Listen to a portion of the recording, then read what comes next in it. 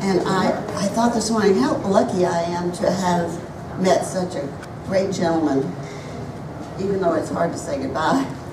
But if you're here today, John Johnson told you a story. He told you a joke in the hopes that it would make you laugh. And that's what we're here today for. I look around and I see my family, my friends, longtime friends, and how proud I am to have met all of you and had you in my life all these years, and John's. Seems like he should be here because he's such a talker. Right? He's right there. Yeah, he's right there. I also would like to tell you his sons are here. He has 4 sons, and they also would like to extend their gratitude for you coming this morning. Where are you guys? Would you all mind? Yeah, there is Steve, there is Mark, there is Jeff, and there is Pete, right over there. And they came from far off to celebrate their father's life. You know, I have thought quite often about when John would say, you know, I'm going to be gone for a while. And I'd say, he said, I've got to go ride the fence line. And I went, let me see. The 3 doesn't have a fence line. Aldino's doesn't have a fence line. And neither does Kennedy's. So what fence line are we talking about? Ours. This is the 3 boys right over here. And so I thought this morning that what we should do is probably do that very thing, ride the fence line, and share all our wonderful stories that we have about John Johnson, because they were fun, weren't they? Okay. I would like to introduce our next guest, and also he's on the program, and Ricardo Perez is a great friend of the family, and he's one of our honored veterans in Turk tribe, and he's going to give the prayer this morning. So, Ricardo. Let us pray. Heavenly Father, we come to you today to celebrate the life of John Johnson, the father, the husband, the son. Let us not forget everything that he made us feel, the happiness, the sadness. But my Lord, please be with us today and always. And like you said, come to me, all of you who are wearing a heavy burden, for I will give you rest. Take my yoke upon you and learn from me. For I am a gentle and humble in heart, and you will find rest in for your soul. Sorry. Whew. For my yoke is easy, and my burden is light. So, rest today, have fun, enjoy the food, and may Lord bless all of you. Thank you. Speaking today, but before our speakers, we're going to have Charles Irvin play us a beautiful song on his guitar and sing. And the requirement is that everyone who knows the song also has to join in. Everybody. Okay. You know that song. Quick interlude.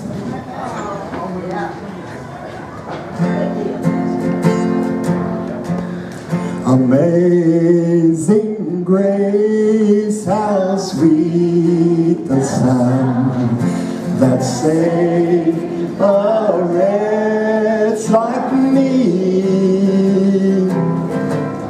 I once was lost, but now am found, was blind, but now I see. 'Twas grace that brought my heart to fear, and grace my fears relieved.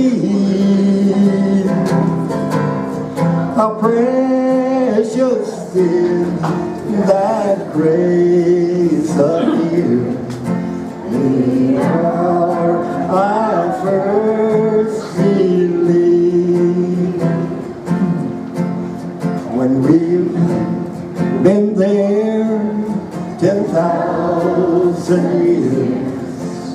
shining as the sun.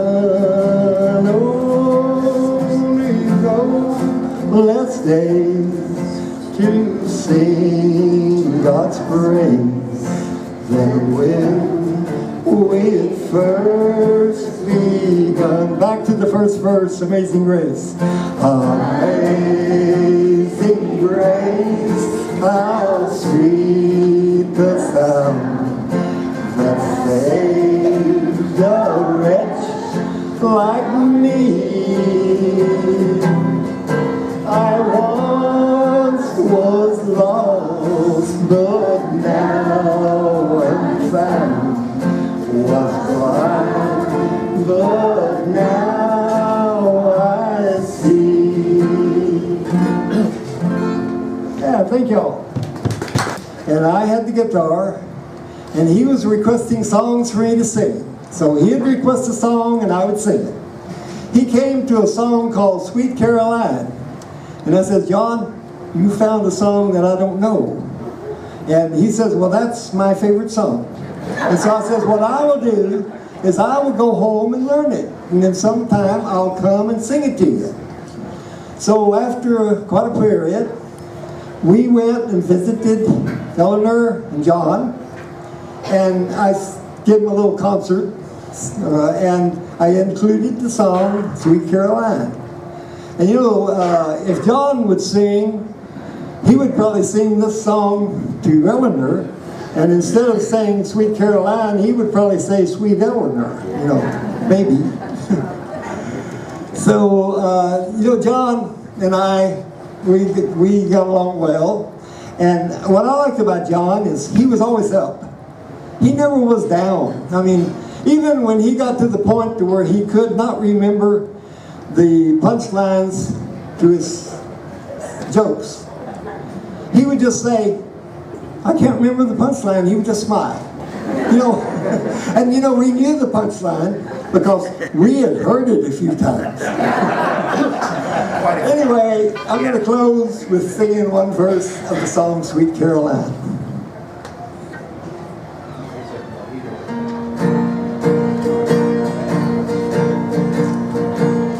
Where it began,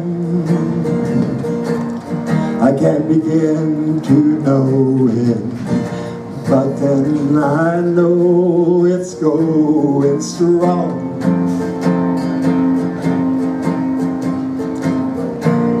Was it in spring? Spring became summer. Who'd have believed you'd come along? Hand, touching hand, reaching out,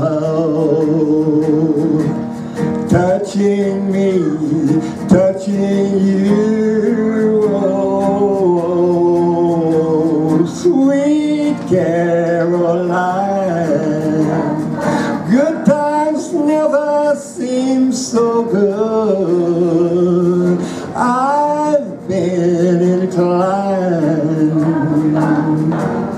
to believe it never would. Oh, no, no, sweet Caroline.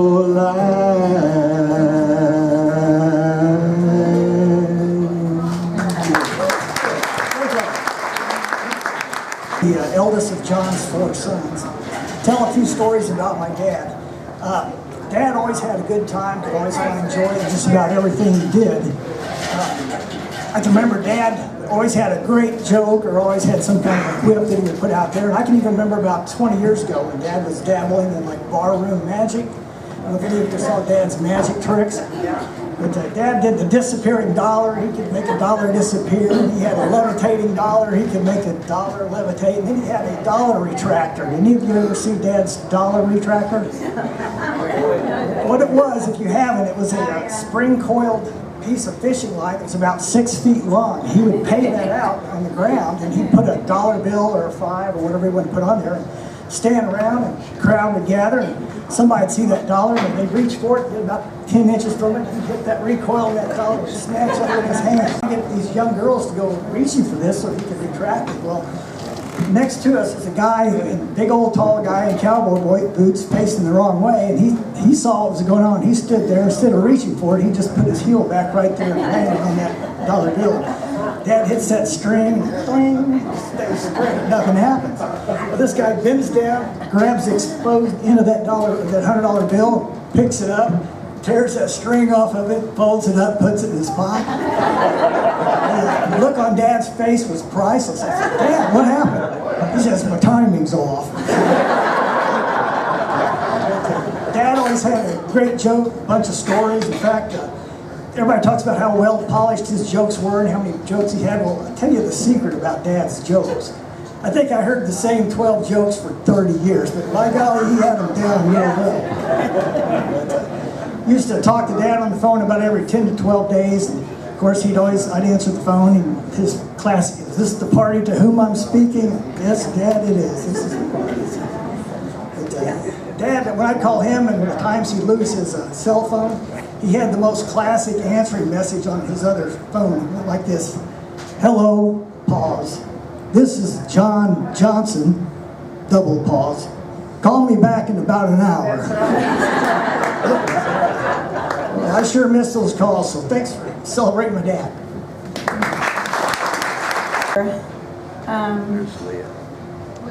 Watching after my mother, sending her all the cards and flowers and phone calls and calling her with all the stories. And some of you have called her nearly every day. It's been really beautiful.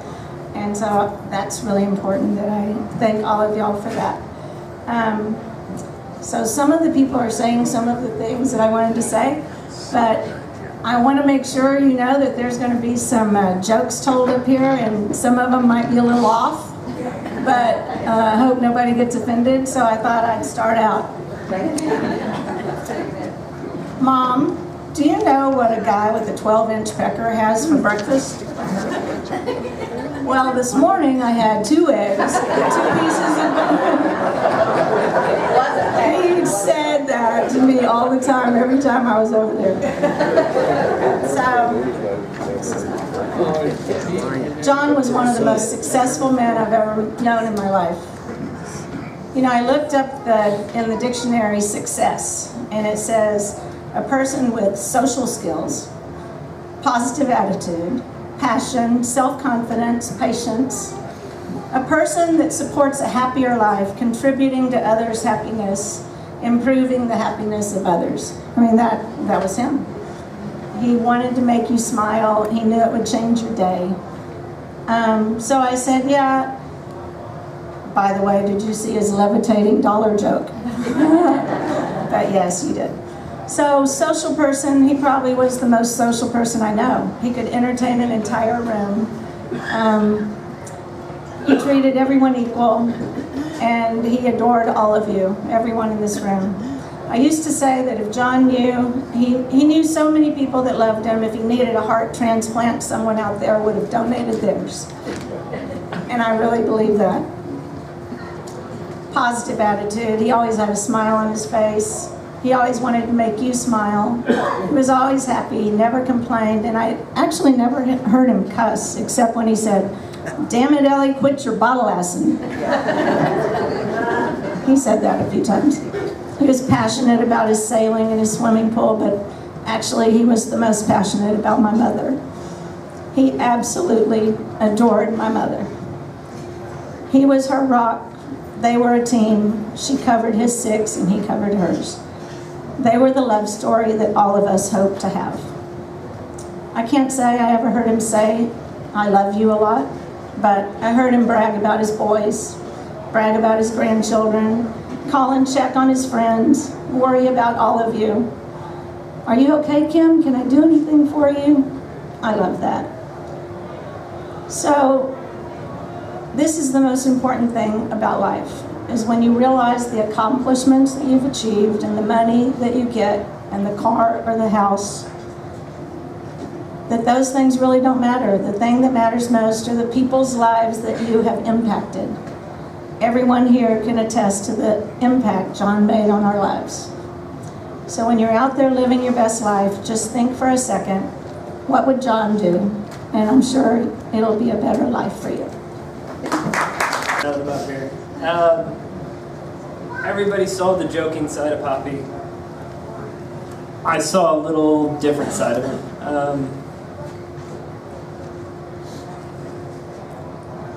I remember getting picked up all the time after school in this little red convertible, driving around, going to the beach. I remember him throwing his popsicle sticks out the window and me getting mad at him, telling him you can't litter. And he looked at, I was 5 years old, and he looked at me and said, "It's biodegradable, Mitchell, it's fine." I had no idea what biodegradable meant, but I looked it up after that and I used it repeatedly. Anytime I threw something out the window and I got yelled at, "It's biodegradable, Mom. It's a banana peel." He taught me so many little things.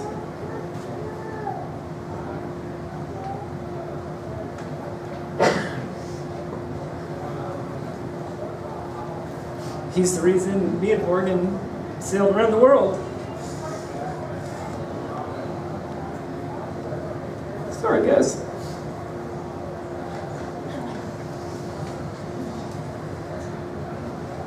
He's gonna be missed a lot.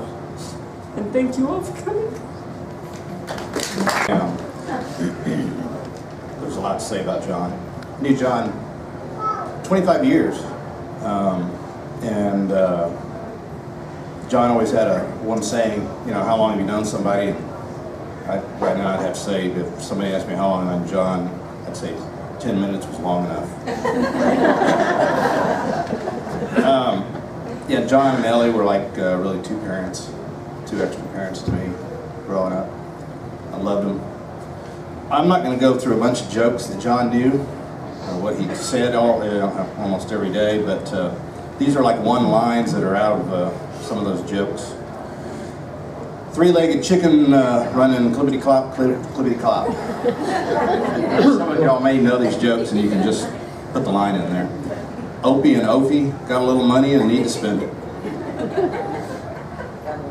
John did a lot of magic tricks, as somebody said, and one of the things he used to say all the time was somebody would say, "Show me a magic trick," and just like that, he'd turn it into a hotel. How do you keep a pretty girl in suspense?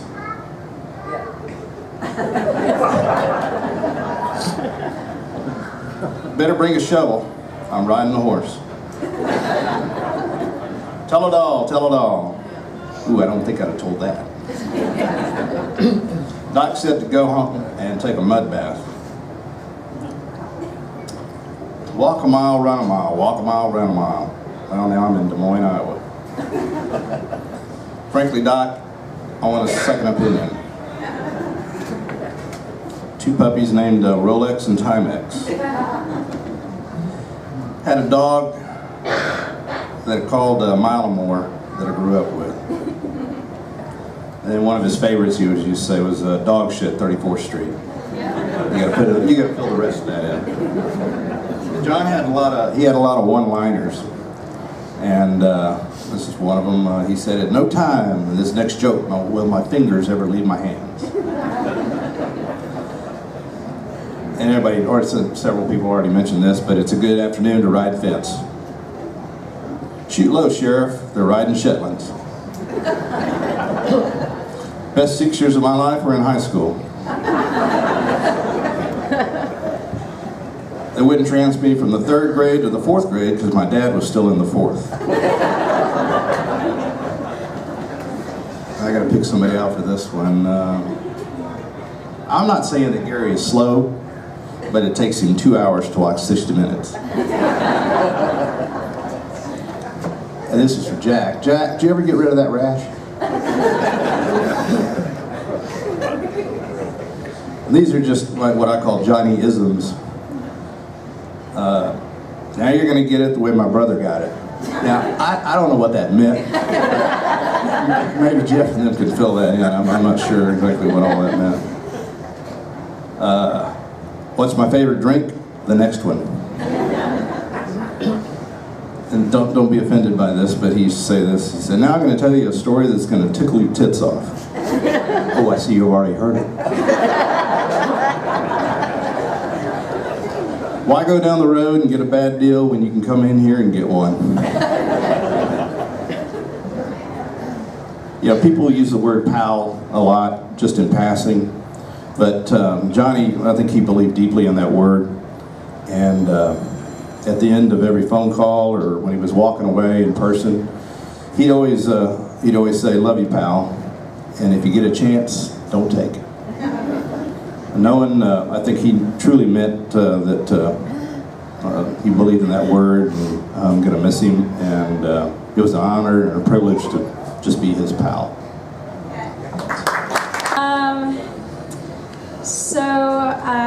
Poppy was the only grandfather that I ever knew. He taught me a lot growing up. For instance, he taught me the meaning of $1. And you're probably wondering, how did he do that when I was 8 years old? Well, he'd pick me up from school, he'd give me a $5 bill, and he'd take me to Target and say that I can get any toy I want. Now the caveat was, nothing I could buy was $5. So I went back up to him and I was like, "I can't afford anything." And he's like, "Oh, well," he puts me back in his car and he takes me to Dollar Tree.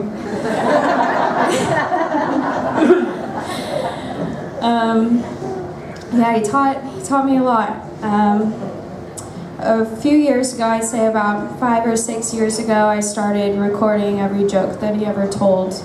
And it helped me be the funniest person in college, for sure. But more than that, he was a fantastic person. He taught me how to love hard. He taught me how to fish. And I bet my boyfriend now is very thankful for that. I can see how many people absolutely loved him, and he touched all of our lives. Yeah, so that's it. I met John when I was 20 years old, the oil boom, and these guys would make $40 million deals with the bar phone ringing, and we were making incredible money. And John used to come down into the bar, and he would walk up to the first guy and he'd go, "Hey Tom, how you doing?" Take his drink. "Well, that's not my drink." "Oh, hey Bobby, how are you doing?" He'd take Bobby's drink. "Well, that's not my drink." And he would go all the way around the bar. "John, what are you doing?" So one day I'm getting off work. John says, "Judy, before you leave," he said, "go in the bathroom, take your bra off, take your straps and put them down here and undo your bra, and just before you leave, come in here. I'm going to do an abracadabra trip." I said, "John," he goes, "Oh, just come on, it'll be fine." So I'm standing around, John walks up with all of his buddies, and he goes, "I bet you guys $150 each I can grab her bra and pull it out of her shirt without her ever taking her bra off." And I'm like, "John, you can't do that." John reaches down, grabs my bra, pulls my bra off, and he goes, and he told me before, "Slap me real hard." So I slapped him as hard as I can, and I walked out. Well, he got barred from the club. Never was able to go back. I had to change my job because, you know, he needed a bartender. So then we fast forward to sailing. I moved to the Caribbean, got into sailing, came back, and John was into sailing. So John comes, "We're going to do this Veracruz trip, so come on board. We're going to be gone about 3 weeks." I was a flight attendant. I could fly for free. Who didn't want me on their boat? So we're trying to get out of the Galveston Harbor, and the boat is just heavy. It's a beautiful Mason, as you very well know. And he's like, excuse my French, "God damn it, Ellie, you've got all this frozen lasagna." And he's throwing Ellie's food off of the boat that we were going to eat for 3 weeks, and we can't even get out of the Galveston Harbor for all this shit you got in this photo. So that was a very, very good story. What else I can remember? After we were at sea for a while, I decided that I loved it. I loved it until somebody said, "Do you have foul weather gear?" "What? What?" Wait, I'm supposed to be having a good time. It's your watch. It's 3 o'clock in the morning. You're going to need this foul weather gear. Mayday me off this boat. Get on the radio right now, John Johnson, and you mayday me off this boat. Do you remember? And the next morning I was like, isn't it a beautiful day? Just a beautiful day for sailing. He was one of the greatest guys I've ever met in my entire life. I've never laughed as much as I laugh with that guy. He taught me so much, I think probably all of you guys too. And it's such an honor to meet his children, because whenever I first met him, and I'll close with this, when he was married to Sally, he'd go to church with Sally, and then he would take the baby, Pete, and he'd pinch Pete's butt. Pete would start crying. Sally, I better get him out of here. I better get him out. I'll take him to the parking lot, Sally. Anyway, everybody, thanks for coming, and I hope to see all of you very soon. Ran the fence with him, so I probably shouldn't admit that, but we did it for over 25 years. I'm really going to miss him. I'm trying to think of what joke I'm going to tell. I hadn't thought this out.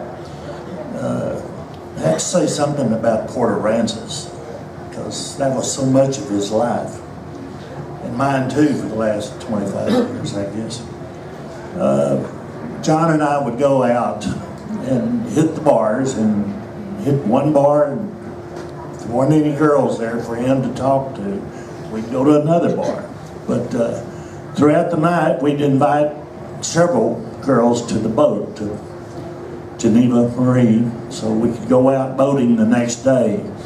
And, you know, everybody wants to go sailing, so he didn't have any trouble getting girls to come.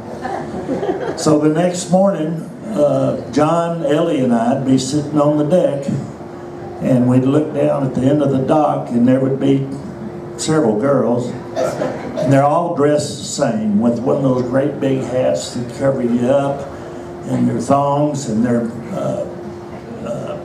swimsuit, and carrying a big old ice chest full of beer. And they'd come out and sit on the boat, and we'd have a great time. And after a couple, 3 hours, they'd say, well, how come, when are we going out on the boat, going out on the water? And John said, well, I've got somebody coming, he'll be here soon. And probably about 4 or 5 o'clock, girls would gather up and move on, go somewhere else. I never had the nerve to tell those girls that boat hadn't left the dock in 4 years.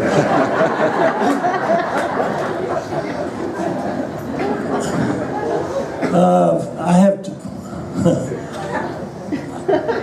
I've been on the regatta with John. We did the Harvest Moon, which is from Galveston to Port Aransas. We went up the canal to get to Galveston, and we came back down the canal. So we didn't see a whole lot of racing that day, but that's the way John was. I'm going to tell the funniest. The day I laughed the most was the time we were at Raffles, Raffles behind Magic Time Machine. And John and I were there, and of course John had 10 or 12 people gathered around him. He'd been telling jokes for a couple hours. I phoned my nephew who was in town. He was in the Navy at the time, about 19 years old, and invited him to come join us. And he loved to listen to John, because John always had such good jokes. And of course, Seth, my nephew, could take him back to San Diego and retell those jokes. So after a couple hours of telling jokes, they were all in a big circle, and my nephew Seth was right next to John, because he wanted to talk to the girls and flirt with the girls. And at one point, John said, well, give me a minute, I'm kind of tired. So everybody kind of relaxed, and John turned to Seth, my nephew, and said, Seth, I can do something I bet you can't do. And Seth jumped up and said, what? I know you can't, I can do it. Whatever it is, I can do it. And so John said, you got a quarter? Yeah, I got a quarter. Well, John put the quarter on his head and tilted his head back. And he had a menu, one of those great big menus that he had made a funnel out. And the big part of the funnel was at the top, and the small part of the funnel he put in his pants. And he put out both arms, and his head was directly back, and he jerked his head real quick, and if you didn't hear that, he jerked his head real quick, and the quarter fell into the funnel. And my nephew said, "Oh, I can do it, I can do it, I can do it." John said, "No, it's a lot more difficult than you think." So John did it a couple more times, and all the time my nephew Seth was reaching over there trying to get it. He wanted to be the center of all attention like John had been. And finally John said, "Okay, Seth, you can try it." And my nephew Seth put that quarter on his forehead and put his head back, put both arms out, and he had that funnel in his pants. John reached over, got a big old pitcher of ice water and poured it in the funnel. Well, my nephew didn't think that was funny at all. He chased him around the bar twice. And I finally caught my nephew and stopped him and get him to calm down. But that's the way it was with John. We always had something going on, and it was never a night of going out and doing nothing. We were riding fence, and we had a good time doing it. I was going to tell some jokes. Where's Jeff? Jeff, you can tell those jokes a whole lot better than I can. Come on up here. I'm on stage. We've all heard those jokes over and over, but the one joke that he loved, everybody has that joke or that moment when you're proud of something, super proud. He had his grandpa moment. He always told the joke, you could see the gleam, you could see him gleaming, but he was down, him and Ellie were down the coast. Mitchell was fishing on the dock, had his dog. Harbor master was walking along. Mitchell's fishing. The harbor master's like, "What do you bait? What's your bait? How you doing? You catching anything?" "Doing great." And Dad was on the boat and just listening, you know. And he said, Mitchell goes, and the harbor master goes, "Well, that's a good dog too. What kind of dog is that?" And Mitchell goes, "Well, that's a mile or more." And he goes, "A mile or more? I've never heard that." And he goes, "Yeah, if you kick him in the balls, he'll run a mile or more." And Dad was so proud to tell that story that he had heard it from maybe 20 or 30 feet. And, but that proud grandson, attaboy. But Ellie and I went and picked Dad up last week sometime, and we thought, well, hell, let's take him to Whataburger. So we went by Whataburger, opened the door, hell, he dumped out. We got what we could back in the urn, and we kind of thought, what the hell?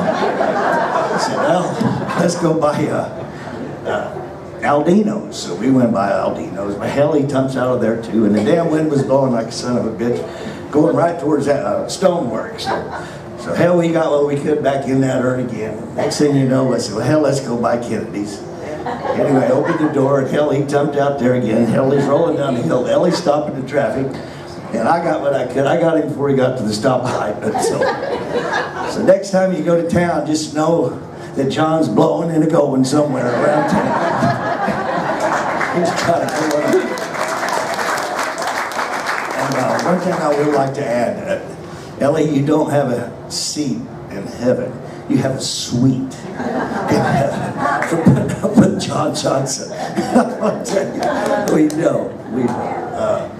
But you know, you meet people in life, and every time you meet that one person, you remember what they said, and it touches you.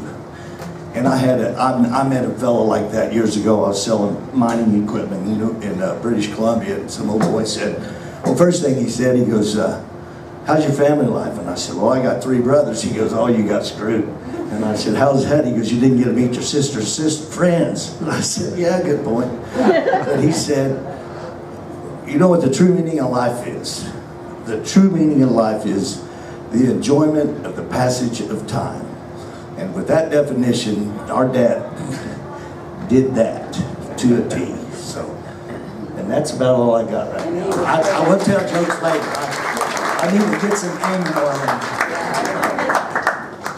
how they met John Johnson, I'm sure, other than his children, of course, but mine was quite rare and unique. So I'm driving this old sports car from Austin, well, actually from San Antonio, and I got all the way back to Houston, a little Jensen Healy convertible, me and my wife, and I. And the car petered out at the 610 and the I-45 highway. It was 12:30 at night, Sunday night. And we're puzzled on what we do next. I had a store with a bay door just at the next exit, but we couldn't get that far. Well, lo and behold, 12:30 at night, a car pulls up behind us, and it was John. It just, you know, so I guess we had a rope or something, and he towed me to the store, and we parked the Jensen Healy in the garage, and he said, well, where do y'all need to go? I said, well, we live quite a ways out of here. We live in Seabrook. He said, well, I live in Seabrook. He said, where do you live in Seabrook? I said, we live at Seagate. He goes, I live at Seagate. Now, what are the odds of that? 1 in 8 million? And so that's a pretty incredible story that I've always found very endearing about John.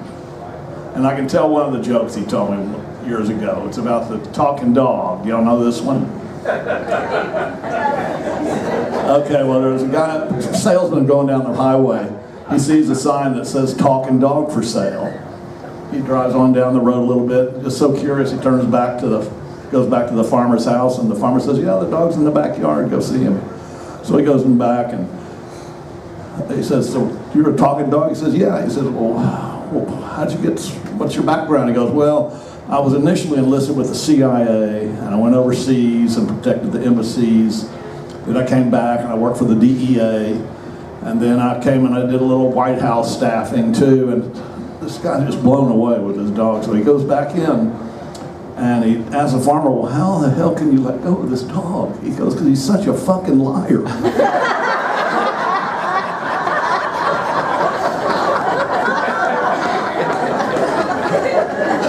Salute to John Johnson.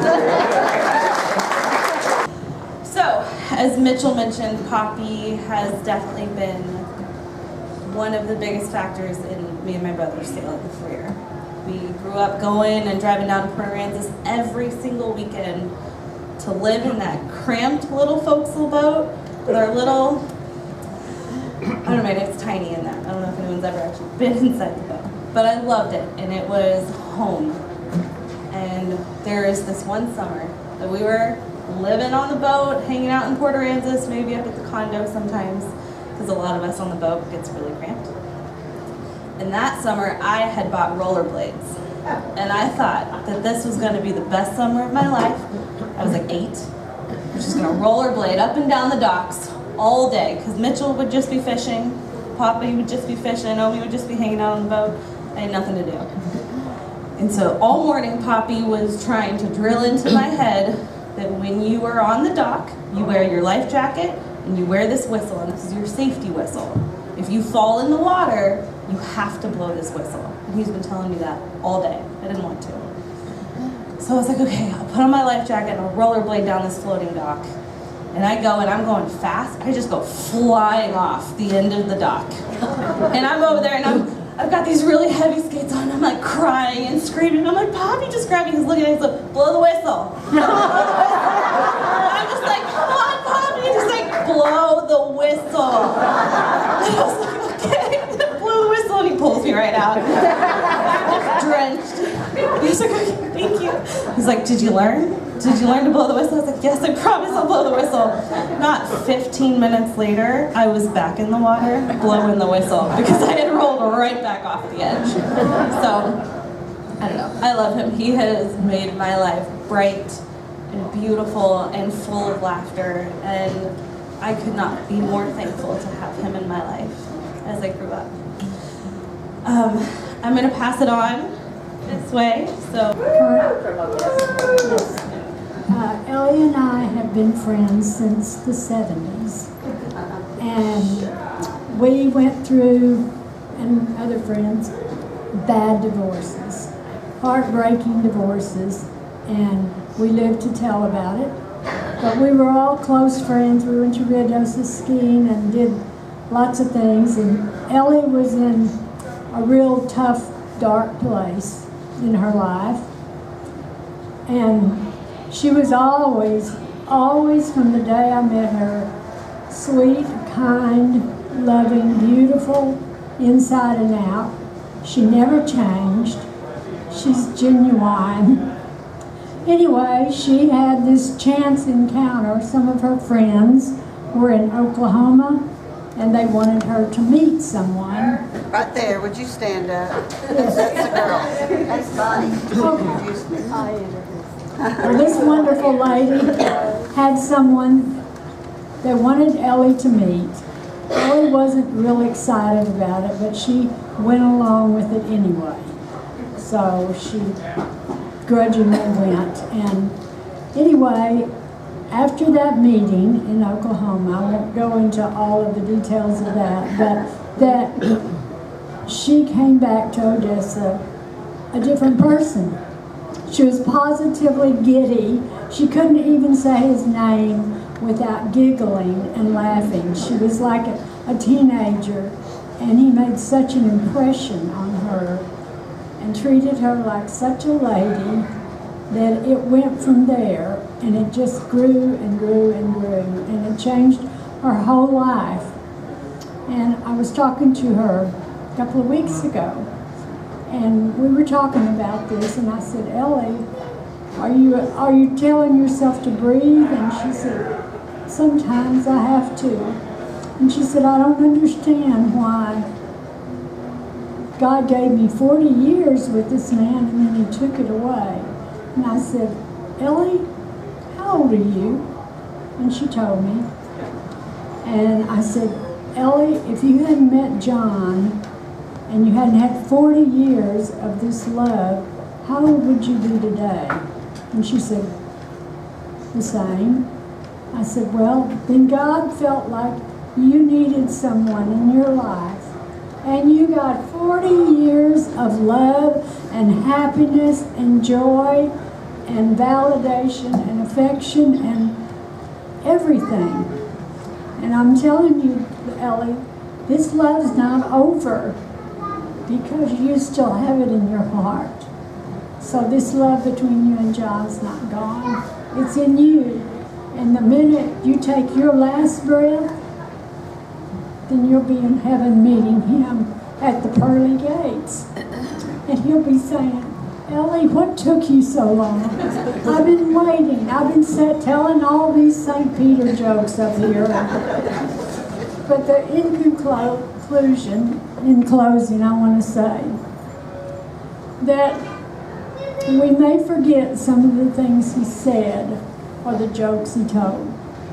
And we may forget some of the things he did. But no one will ever forget how John Johnson made us feel. One evening, John was in there drinking, and he ordered some meals to go. And as he's walking out the door, he stumbles and trips and falls down, and he's got spaghetti all over him, and he's laying there on the sidewalk, and Ed, the owner of the restaurant, came running out there. Ed, oh my God, Johnny, are you okay? Who can I call? And Johnny just spontaneously looks up at it and goes, call your attorney. And Ed looked at him like, Wonderful, wonderful, close friend, human being, the whole thing.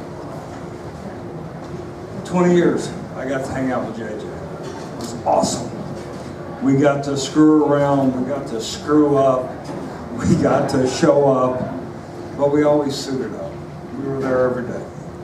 Wonderful. One of the stories that, I'm going to screw it up, Mitch, so if I screw this up, you got to fill me in. We were in one of these absolute shitholes in Port Aransas. I mean, just the floors you walk across, you sunk in. You didn't wear your boots. You had to wear your topsiders back in the day. But we're walking in from some shorties. Okay, so we're sitting there drinking at Shorty's. And John and I used to be able to put them down together. It was awesome. We're sitting there, and Mitchell's there, and we're sitting there talking to Virginia. Is that right? God, my brain still works. It's amazing. So we're hanging out with Virginia, and she goes, you know, this young man's a little too young to be in the bar. And John looks at her with a straight face, and he said, he's a midget.